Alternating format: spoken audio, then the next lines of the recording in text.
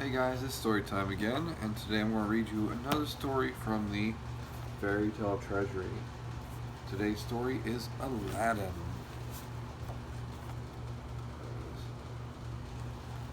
Alright. In the wondrous land of Persia lived a widow whose son was very bright and handsome. Alas, he was also naughty and would spend all day playing out on the street. One day, a stranger in fine clothes and a silken turban tapped the boy on the shoulder. Aladdin, is your name Aladdin? What of it? Said Aladdin. I am your long lost uncle, sobbed the stranger. Your dear departed father's brother. He and I were separated when we were only children. I was kidnapped by nomads in the desert, but now I have returned. Please take me to your mother, my dearest sister-in-law. Aladdin's father had never told him of a long-lost uncle, but surely the stranger's tears had to be real. Aladdin showed him the way home. The stranger sent for baked fish, cream cake, and fresh fruit from the market. At last, sighed the stranger, bowing to Aladdin's mother, I am home again, and I shall bring up my nephew to be a merchant like his father. Here we are. Aladdin, his mother, and this man claiming to be his uncle in their house.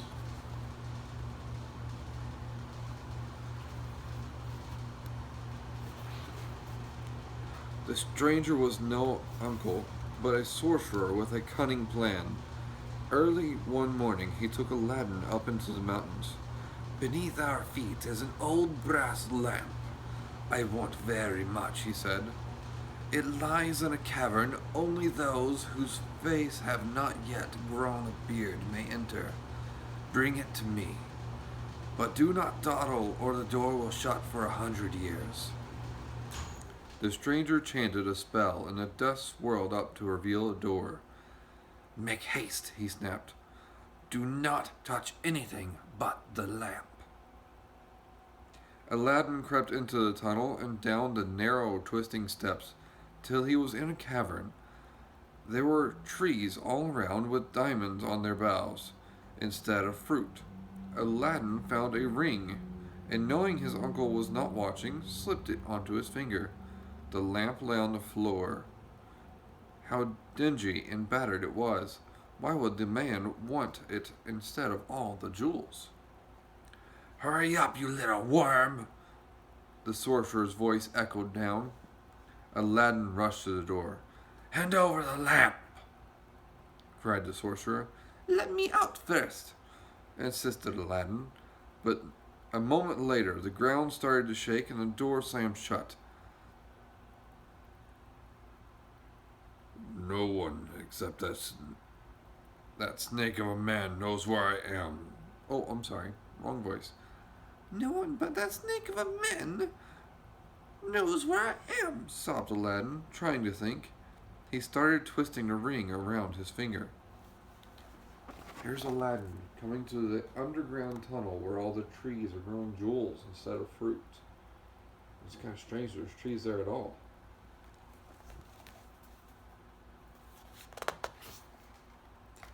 All at once there was a blue puff of smoke and a magnificent figure appeared. I am the genie of the ring, he announced. And what is it that you wish for? Take me home, pleaded Aladdin, and in the flick of a donkey's tail he was flying home to his mother on a magic carpet. Here's the genie popping out of the ring. And here's Aladdin flying back to his mom.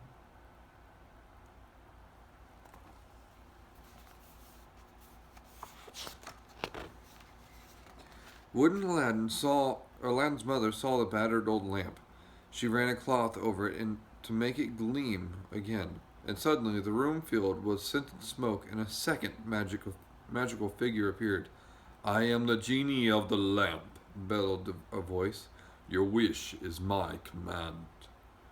Aladdin was overjoyed. Bring us honey cakes, pomegranates, precious jewels, and gold, and lots of gold. The genie obeyed. As the days passed, the boy and his mother settled into a life of luxury. Then one day at the bazaar, Aladdin saw the Sultan's daughter and fell in love with her at once. Fetch me whatever the princess desires most in the world, Aladdin commanded the genie. Instantly, Aladdin found himself back on the flying carpet, gliding above the city with a heavenly princess. The heavenly princess, sorry. The flying car- the flying carpet is magical, but it would be nothing without you, O prince, whispered the princess. Her heart grew more and more fond of Aladdin, and before the new moon waned, the pair were married. Here is Aladdin and his mother, awakening the second genie. And there's Aladdin wishing for all the stuff, all the riches that he wanted for his mother, and for the princess to be flying with him on his carpet.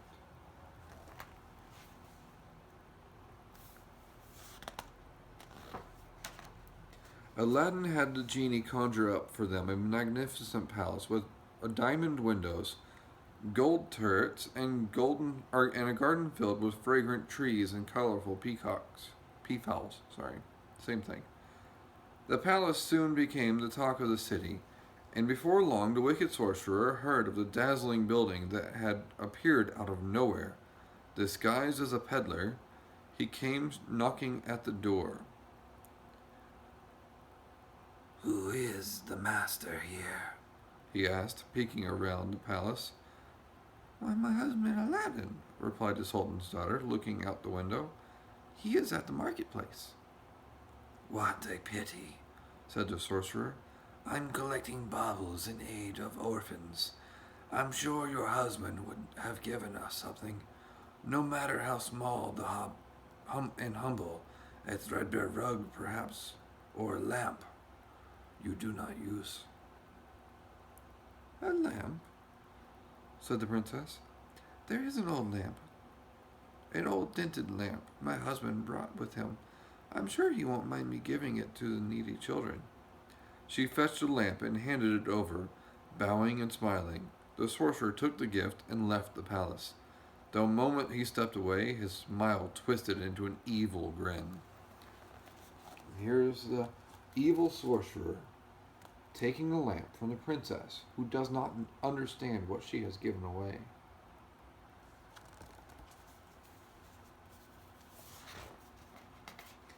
He rubbed the lamp, and the genie appeared. I am the genie of the lamp. Your wish is my command. Carry this palace to my home in the desert, yelled the sorcerer. In the blink of a nightingale's eye, the palace lifted off the ground, taking with it everyone inside, including the princess. When the news spread throughout the city, Aladdin was summoned by the Sultan for an explanation, but could only shrug his shoulders. The angry Sultan ordered his men to clap Aladdin in chains and throw him in the dungeons. The poor boy paced up and down the flagstones, wondering what to do. He hadn't been in trouble like this since he'd been locked in the genie's cave. And what had he done then? And there's the palace flying off to the evil sorcerer's land, with the princess and everyone else inside.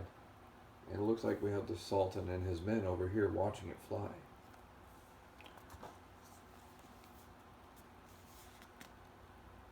With Aladdin begging or trying to explain, but can't.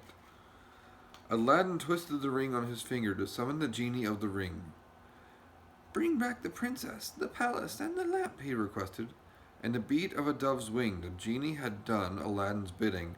When the Sultan looked out of his window in the morning, he was overjoyed to see the palace and his daughter had both returned.